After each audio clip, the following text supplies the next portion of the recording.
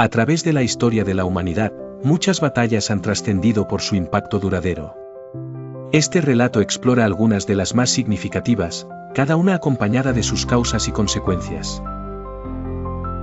La batalla de Maratón es un buen ejemplo, sucedida en el año 490 a.C., cuando los persas intentaron invadir Grecia. El ejército ateniense, enfrentando una fuerza mucho mayor, utilizó tácticas ingeniosas para repeler el avance persa. La victoria en Maratón aseguró la libertad de las ciudades-estado griegas y estableció un precedente de resistencia frente a la tiranía. Las consecuencias de esta batalla moldearon la cultura griega y avivaron el espíritu de unidad y democracia. Siguiendo en la línea de batallas influyentes, la batalla de Hastings en 1066 fue crucial para el destino de Inglaterra. Guillermo el Conquistador derrotó al rey Harold, lo que llevó a la sumisión del país al control normando. Este cambio de poder en Hastings marcó la transición cultural del inglés antiguo al inglés medio, influyendo en el idioma, la forma de gobierno y la arquitectura de las islas británicas por siglos posteriores. La batalla de Waterloo en 1815 pone fin a las guerras napoleónicas. En esta épica confrontación, Napoleón Bonaparte fue derrotado por las fuerzas aliadas lideradas por el duque de Wellington y el príncipe Blücher. La derrota en Waterloo significó el declive del poder militar de Francia y llevó al establecimiento del Congreso de Viena, reflejando un esfuerzo por mantener el equilibrio en Europa y prevenir la hegemonía unilateral. No podemos olvidar la batalla de Stalingrado durante la Segunda Guerra Mundial, donde el ejército soviético logró detener el avance nazi en 1942 a 1943. Esta batalla fue un punto de inflexión en el conflicto bélico. Stalingrado supuso el inicio de la derrota germana en el frente oriental. No solo demostró la resistencia del pueblo ruso, sino que también fortaleció el espíritu de lucha contra el fascismo a nivel global. Finalmente, la batalla de Normandía en 1944, conocida como el Día D, desempeñó un papel crucial en el desenlace de la Segunda Guerra Mundial. El desembarco aliado permitió abrir un nuevo frente. La victoria en Normandía impulsó la liberación de los países bajo el yugo fascista y el eventual fin de la guerra. Estas batallas han dejado una marca imborrable en la historia. Son testamentos de la capacidad humana para combatir la opresión, buscar la libertad y cambiar el curso de la historia. La memoria de estos eventos sigue inspirando a generaciones. Los conflictos, aunque devastadores, también forman parte de la lucha por un mundo más justo y pacífico. La batalla de Maratón fue un enfrentamiento decisivo en la antigua Grecia, librado en el año 490 a.C., en el que los atenienses lograron una sorprendente victoria sobre el ejército persa. Esta historia narra la preparación, desarrollo y el impacto de la batalla en un relato lleno de intriga, valentía y astucia. A pocos kilómetros de Atenas, en la llanura de Maratón, las filas del ejército griego se alinearon, lideradas por el estratega Milcíades. Después de que los persas desembarcaran en las playas cercanas, los griegos se encontraban en una difícil encrucijada. Superados en número, estaban decididos a defender su hogar a cualquier costo. Milcíades, un líder astuto y carismático, trabajó incansablemente para inspirar valor y unidad entre las tropas atenienses, a pesar de la inminente amenaza. Los persas, comandados por Datis y Artapernes, confiaban en su superioridad numérica y en su infantería bien entrenada. Esperaban imponer fácilmente su voluntad sobre la pequeña Atenas. En la víspera de la batalla, Milcíades llevó a cabo un consejo de guerra bajo un cielo estrellado. Allí, propuso un plan audaz: alinear a las fuerzas atenienses en una formación inusual que concentrara a los hombres más fuertes en los flancos, mientras los menos experimentados ocupaban el centro, con el objetivo de rodear al enemigo. El amanecer del día de la batalla llegó temprano, cubriendo la llanura de un tenue amanecer dorado. Los tambores resonaron en tensión creciente mientras el ejército persa avanzaba, sus estandartes ondeando al viento. Las tropas atenienses, silenciosas pero decididas, esperaban el momento adecuado para la carga. Milcíades dio la orden. Los guerreros griegos corrieron hacia adelante, sus gritos de batalla resonando en el aire como un trueno. La velocidad y la presión sobre los persas provocaron caos en sus filas. La innovadora táctica de Milcíades permitió a los griegos flanquear a sus oponentes, cubriendo ambos lados y provocando confusión y desorden. Mientras el sol ascendía en el cielo, los atenienses ganaron terreno.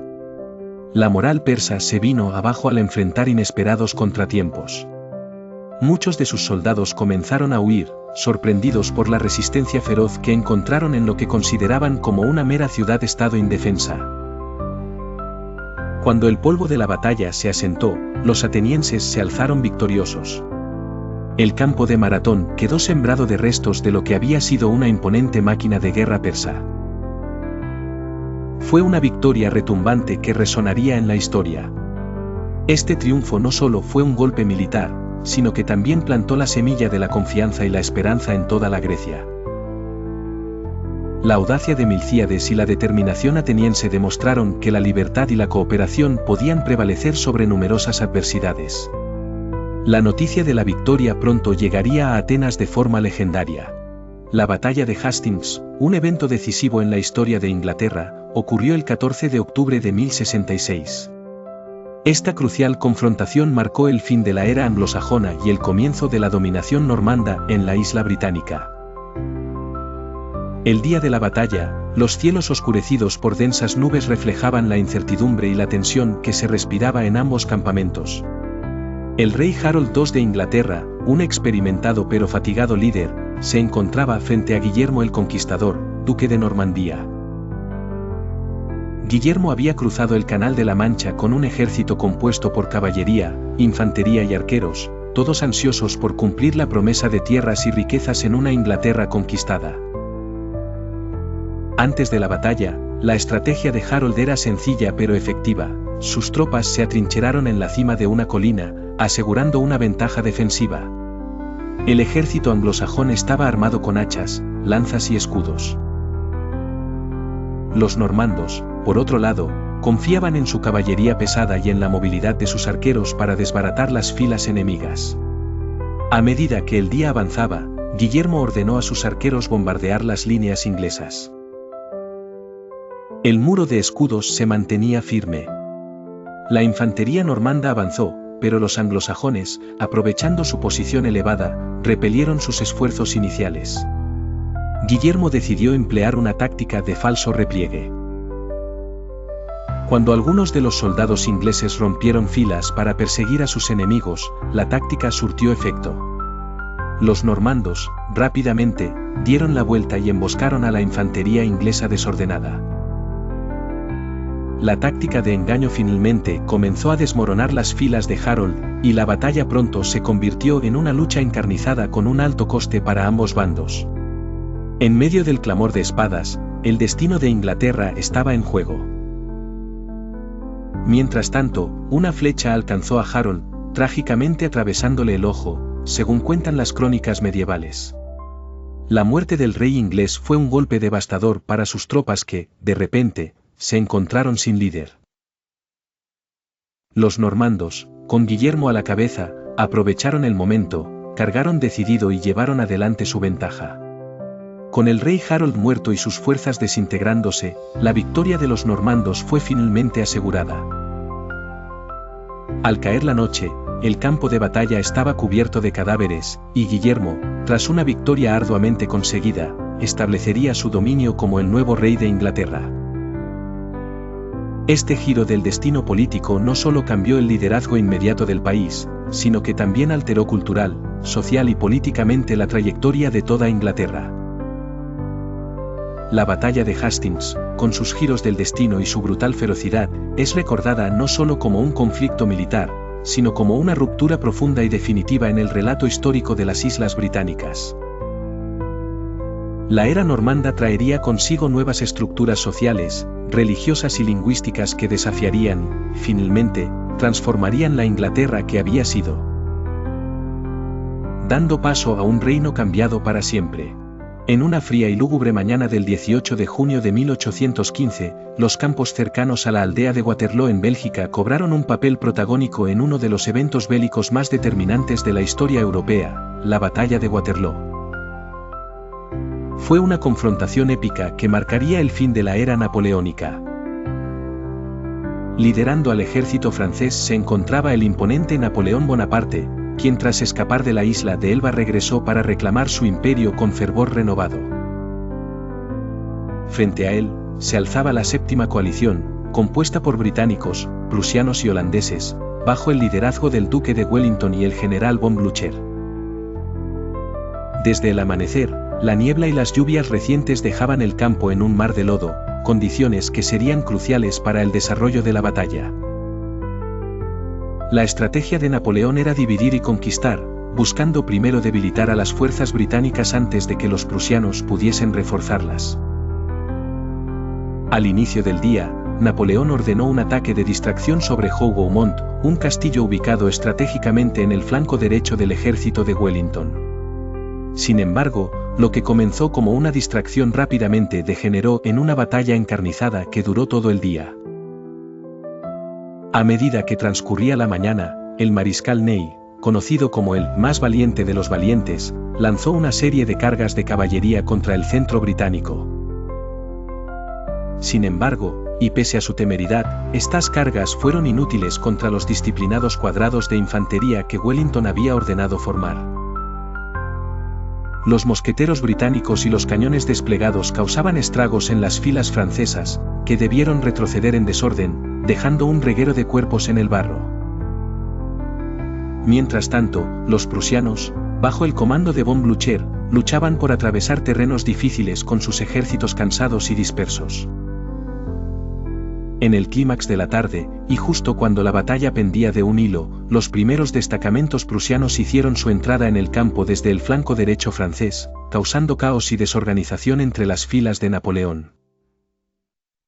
Gracias a esta intervención oportuna, Wellington consiguió reunir fuerzas renovadas para un contraataque decisivo. Napoleón lanzó su Guardia Imperial, su fuerza más temida, en un último esfuerzo para romper las líneas aliadas. A pesar de su legendaria reputación, la Guardia Imperial fue detenida y posteriormente enviada en retirada, dejando a Napoleón con pocas opciones más que ordenar su retirada. Al caer la noche, la batalla había terminado. Napoleón, derrotado y desmoralizado, regresó a París, donde eventualmente sería obligado a abdicar por segunda vez, sellando así su destino en el exilio en la remota isla de Santa Elena. El campo de Waterloo quedó sembrado de muerte y sufrimiento, con decenas de miles de caídos. La victoria aliada no solo marcó el final de las guerras napoleónicas, sino que dio inicio a un largo periodo de paz en Europa, conocido como el Congreso de Viena. Llegó el invierno cruel de 1942 y la nieve cubría el suelo como una mortaja helada sobre la vasta planicie de Stalingrado. Al amanecer, el aire estaba lleno del estruendo de bombas y el feroz intercambio de disparos entre las fuerzas alemanas y soviéticas. Todos sabían que la batalla sería decisiva para el curso de la Segunda Guerra Mundial. No solo era una lucha por un territorio, sino por el alma misma de naciones enfrentadas. En las líneas alemanas, el general Friedrich Paulus, comandante del Sexto Ejército, analizaba mapas con ojos cansados. Debemos capturar Stalingrado, insistía, pero en su mirada había una sombra de preocupación. Había subestimado la capacidad de resistencia del enemigo. A su alrededor, sus oficiales asistían con respeto, pero también con dudas que no se atrevían a manifestar. Mientras tanto, en el bando soviético, el tenaz comandante Vasily Chuikov se mantenía firme. Mantenía a sus hombres en posiciones defensivas estratégicas, utilizando cada ruina de la ciudad como una fortaleza. Cada casa, cada edificio debe ser nuestro baluarte, proclamaba con determinación. Sabía que aunque el enemigo tenía superioridad en armamento y logística, la moral y la determinación soviéticas eran armas poderosas. Los días se convirtieron en semanas, y las semanas en meses. La ciudad se transformó en un infierno de escombros y destrucción. Las temperaturas bajaban hasta congelar el aliento y más soldados morían por el frío que por las balas. Los civiles atrapados en la ciudad carecían de alimentos y refugio, pero su espíritu permanecía inquebrantable, ayudando en lo que podían, reparando lo irreparable. Hitler, obsesionado con la captura de la ciudad que llevaba el nombre de su enemigo jurado, Stalin, rechazaba cualquier sugerencia de retirada. Era una lucha de orgullo, una rivalidad personal que cegaba el juicio estratégico. Los suministros alemanes escaseaban. La moral comenzaba a desplomarse. Mientras tanto, en Moscú, el alto mando soviético había planeado una operación de pinza para rodear y encerrar al ejército alemán. Era una maniobra audaz que había requerido semanas de planificación cuidadosa y coordinación meticulosa. El 19 de noviembre de 1942, las tropas soviéticas lanzaron el contraataque, conocido como la Operación Urano.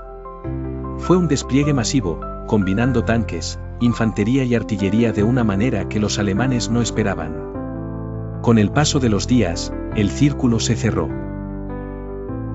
El ejército de Paulus se encontró atrapado en una caldera infernal, sin posibilidad de reabastecimiento y con el invierno azotando despiadadamente. Las tropas alemanas, hambrientas y exhaustas, comenzaron a sucumbir. Algunos intentaron desertar, otros simplemente rezaban. Finalmente, después de 3 meses de sitio, resistencia y sufrimiento, el 2 de febrero de 1943, Paulus declaró la rendición del Sexto Ejército. Fue una victoria clave para los soviéticos, un punto de inflexión en la guerra que señaló el comienzo del retroceso nazi. La ciudad, aunque en ruinas, simbolizaba el temple inquebrantable de los defensores soviéticos y el fracaso de la estrategia alemana. La batalla de Stalingrado dejó secuelas indelebles en todos los que la vivieron. Fue una lección brutal sobre la resistencia humana. La tenacidad frente a la adversidad. Cuando la nieve se derritió y el sol regresó, las cicatrices de aquel enfrentamiento permanecieron, recordando a todos el precio de la guerra y la importancia del valor y la solidaridad en tiempos de oscuridad. Una mañana gris y nublada se cernía sobre las costas francesas. Las olas rompían contra las dunas de arena de Omaha, Utah, Gold, Juno y Sour. En estas playas, harían historia las naciones de toda la alianza. Era el 6 de junio de 1944, conocido como Día D, el día que cambiaría el curso de la Segunda Guerra Mundial. Los preparativos para la batalla de Normandía habían comenzado meses antes. El general Dwight D. Eisenhower, comandante supremo de las fuerzas aliadas, había estado gestando un plan audaz y meticuloso, Operación Overlord. Buscaban liberar a Europa de las garras del Tercer Reich. Frente a la costa de Normandía, las embarcaciones de desembarco llevaban a miles de soldados aliados hacia su destino incierto. En el interior de una de esas lanchas, el soldado John Millers apretaba con fuerza su fusil. Podía sentir el temblor en sus manos, pero no era frío lo que sentía, era expectación, miedo, y un atisbo de esperanza. A las 6:30 de la mañana, las rampas se bajaron y los primeros hombres salieron a la playa bajo una lluvia de balas. El sonido ensordecedor de las ametralladoras alemanas se mezclaba con el estruendo del mar. John se lanzó de cabeza al agua, sintiendo el frío cortante empapando su uniforme. Entretanto, en un búnker alemán con vistas a la playa, el sargento Fritz Haneke observaba la horda de hombres que emergían del agua. Sus órdenes eran claras: detener al enemigo a cualquier coste. Pero no podía dejar de pensar en su hijo, y si este sería el fin para él y sus camaradas. En el cielo, los aviones sobrevolaban ruidosamente, bombardeando las posiciones enemigas. Los paracaidistas ya habían saltado horas antes en la noche, cayendo detrás de las líneas enemigas para cortar comunicaciones y asegurar puentes vitales. Entre ellos estaba la soldado Mary Thompson. Mary había aterrizado lejos de su objetivo junto a otros 2 compañeros. En un pueblo desconocido, los 3 lograban encontrar a varios franceses de la resistencia, y juntos, planeaban obstaculizar las líneas alemanas hasta que sus tropas aliadas lograran avanzar. La lucha en la playa era ardua. Cada paso era una victoria bañada en sacrificio. John, cubriéndose detrás del poco resguardo que el terreno ofrecía, avanzaba poco a poco. Las balas silbaban por doquier y vio caer a muchos de sus amigos. Algunos, como él, por fin llegaron a la loma. Mientras tanto, en el cuartel de control de la operación, Eisenhower aguardaba nervioso noticias del frente, consciente de la gran responsabilidad que pesaba sobre sus hombros. Sus fuerzas debían avanzar con éxito o perderían la confianza de una Europa asediada. La marea comenzaba a cambiar, y a pesar de las pérdidas terribles, el avance aliado era imparable. A medida que el día avanzaba, las defensas alemanas empezaron a fragmentarse bajo la presión incesante. Finalmente, en la mañana del 7 de junio, John Millers se encontró junto a varias docenas de soldados sobre una de las colinas, mirando hacia el paisaje normando en ruinas. Sabían que su lucha era solo el comienzo de una larga campaña, pero habían conseguido establecer un segundo frente en Europa. Había esperanza, había un camino a la victoria. La batalla de Normandía marcó el inicio del final para las fuerzas del Eje, una victoria lograda con sangre, estrategia y el valor irrompible de aquellos que lucharon y sacrificaron tanto por la libertad.